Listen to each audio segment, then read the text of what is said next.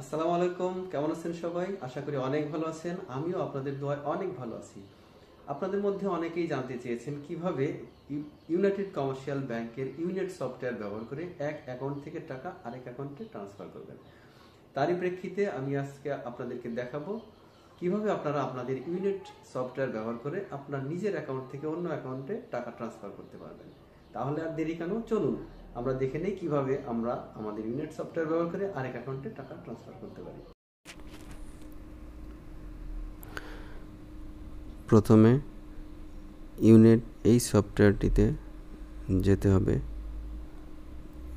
এরপর একটা ফিচার আসছে, এখানে ড্যাশবোর্ডে ক্লিক করতে হবে।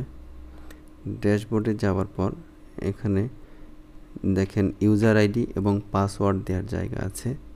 এখানে আপনার নির্ধারিত ইউজার আইডি এবং পাসওয়ার্ডটি বসিয়ে দিবেন। আমার ইউজার আইডি এবং পাসওয়ার্ডটি সেভ করা আছে, এজন্য আমাকে নতুন করে আর ইউজার আইডি পাসওয়ার্ড দিতে হয়নি। আমি সেভ করা ইউজার আইডি এবং পাসওয়ার্ড ব্যবহার করেছি। এখন এই সাইন ইন অপশনটিতে ক্লিক করতে হবে। সাইন ইন অপশনটিতে ক্লিক করলে দেখবেন আপনার ড্যাশবোর্ডের ভিতরে চলে আসছে। এখানে আপনার অ্যাকাউন্টের অ্যাভেলেবেল ব্যালেন্স এটা দেখা যাবে। নিচের দিকে একটা বার, এখানে দেখবেন dashboard, fund transfer, payment, profile, more এই অপশনগুলো আছে। এখান থেকে ফান্ড ট্রান্সফারে ক্লিক করতে হবে।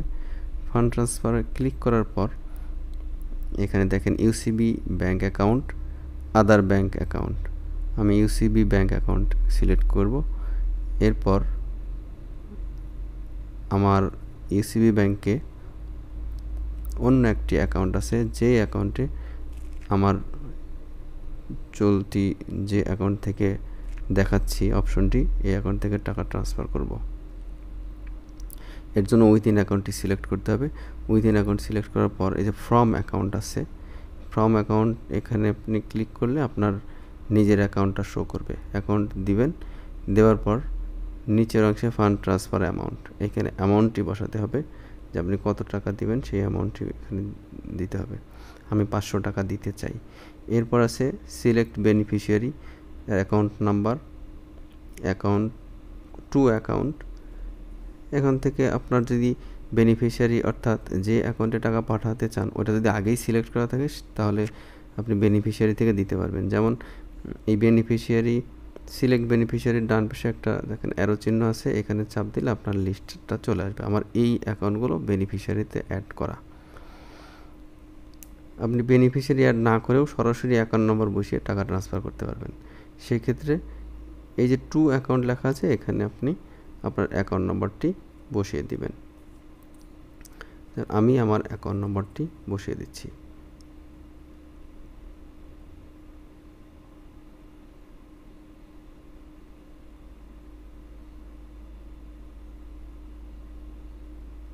আমার অ্যাকাউন্ট নম্বরটি বসিয়ে দেওয়ার পর দেখেন অটোমেটিক্যালি আমার নাম চলে আসছে।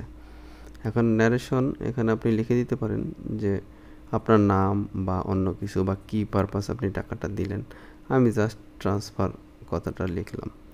লেখার পর এখন পে নাও আছে, এখানে শিডিউল পেমেন্ট। শিডিউল পেমেন্টটা হলো আপনি পরবর্তীতে একটা নির্দিষ্ট সময় সিলেক্ট করে দিবেন যে ওই সময় অটোমেটিক পে হয়ে যাবে। শিডিউল পেমেন্ট ওই টাইম সিলেক্ট করে দিতে পারেন।